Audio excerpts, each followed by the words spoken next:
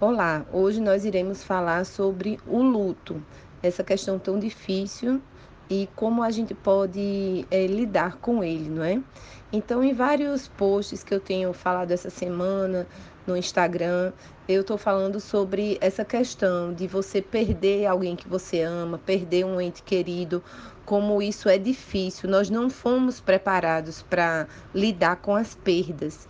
E aí a gente pensa, diante dessa fatalidade, quando isso acontece, quando alguém que a gente ama está doente e de repente não conseguiu vencer a doença, quando alguém que a gente ama sofre um acidente de carro, e ele sai de casa e de repente não volta, como é difícil, como dói. Como é que a gente poderia fazer para minimizar esse momento tão difícil, não é? De dor, de luto, de tristeza.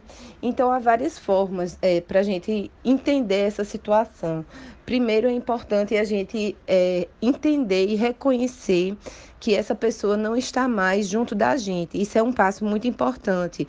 E é um grande desafio. Então, muitas pessoas começam quando perde alguém que ama, elas ficam como se essa pessoa ainda tivesse, elas não tivessem ido embora.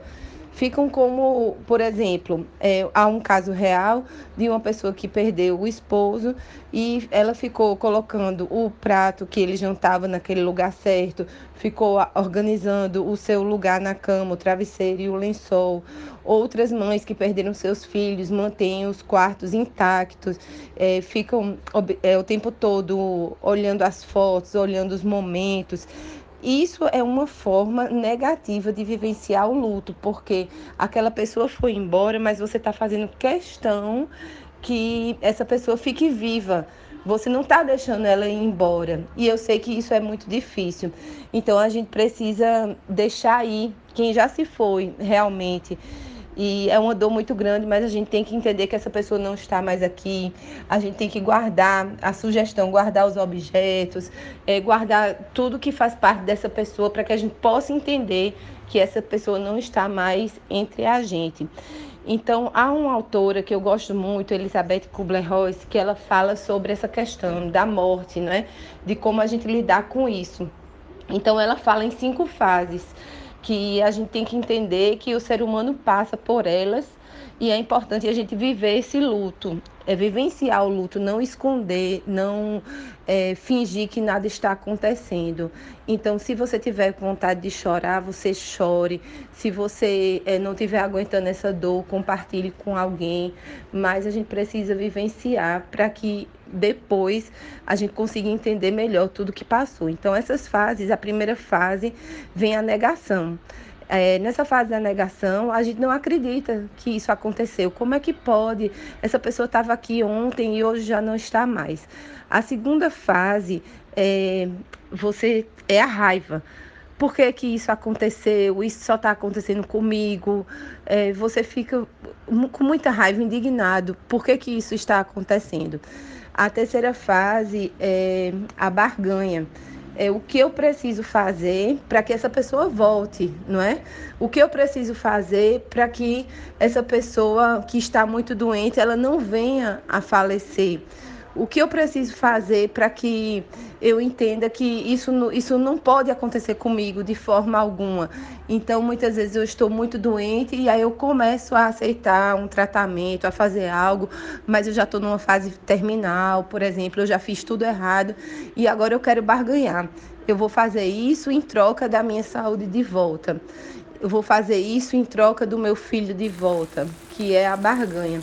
A quarta fase é a depressão, uma tristeza muito grande que poderá chegar a uma depressão se não for tratada da forma correta. E a quinta e última fase é a aceitação. Você entender que você fez o seu possível no caso de doença, você entender que chegou um momento que mais nada podia ser feito e realmente todos nós temos uma missão aqui nessa terra e nós vivemos, a nossa vida ela é finita, existe um começo, meio e fim. Então a gente precisa aceitar isso para que a gente possa seguir em frente. Caso contrário, nós não iremos conseguir. Eu quero dizer agora para você que está sofrendo por uma dor de um ente querido, por essa grande dificuldade que aconteceu na sua vida, que assim a gente não desista dos nossos sonhos, não desista de você vivenciar, colocar para fora suas emoções. Busque ajuda, busque apoio espiritual, busque apoio de um profissional qualificado. Entenda, valide suas emoções. Está com vontade de chorar, chore. Está com raiva, demonstre. Mas não esconda, não reprima. Porque a partir do momento que a gente esconde, isso pode vir à tona de uma maneira muito prejudicial. Entenda que você não é perfeito. Entenda que nós temos momentos de alegria, de tristeza, de raiva, de dor. A gente precisa vivenciar essas emoções para que depois a gente consiga superar. Um grande abraço.